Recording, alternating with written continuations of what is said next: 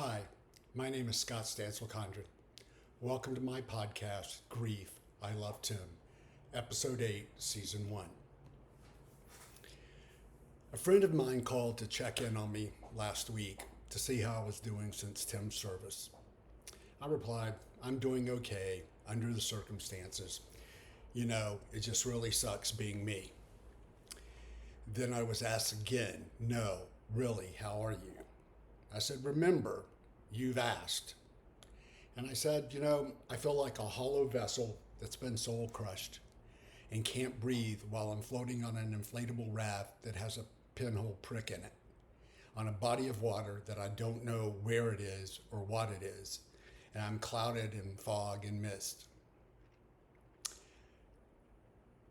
Today is the 4-month anniversary of Tim passing. Monday will be 18 weeks. I don't know if it seems like a long time or a short time. I just know that I miss him, and I can't believe he's gone, though I know he is, unfortunately.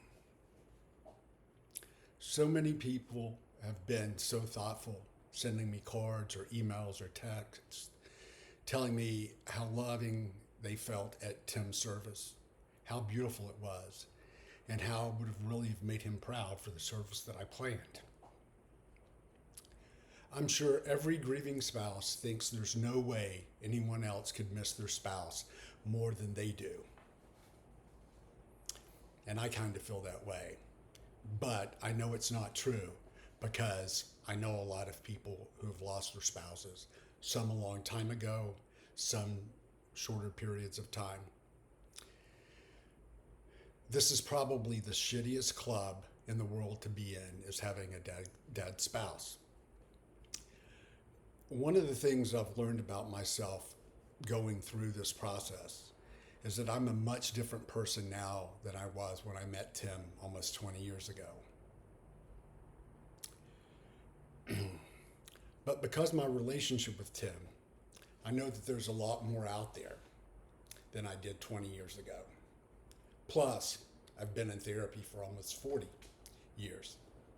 I no longer look for instant gratification, to do something, feel horrible, and then go home and cry. I've chosen not to do that. I no longer believe that happiness is being in a relationship, but a relationship can enhance your happiness. What's changed in the last 4 months? I know there's a lot of things that I don't want or don't want to be or don't want to become. I still miss the hell out of my husband, and I cry a lot, but I'm much more selective about when and where. I get chuckles out of some of the things that are in Tim's memoir that I'm editing, and the best thing is there were no big surprises.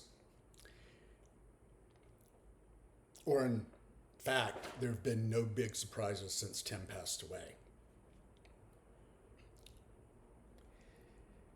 I meet with his friends and they tell me how much he loved me. And people that I didn't know, and they tell me how much he loved me. And it was so evident, and he loved to talk about me. This past Monday, I got a note from his shrink back in Boston that talked about that it was his pleasure to have Tim as a client, and that how awesome Tim was, and that how Tim was always at the service of other people, and that Tim had a deep and profound love for me. That's all great, but he's not here. And I don't mean to paint him as a martyr or a saint, because he was human and he had flaws. But he always tried to help people, even after he passed. He donated his brain and his spinal cord and his spinal fluid for research with HIV-associated neurological disorder. The charities that he chose many, many months before that he wanted people to give memorial donations to. And hopefully some of those will bring a smile to people's faces. But overall, just thank you for listening and going on this grief journey with me. And as always, be kind, be grateful, and have gratitude.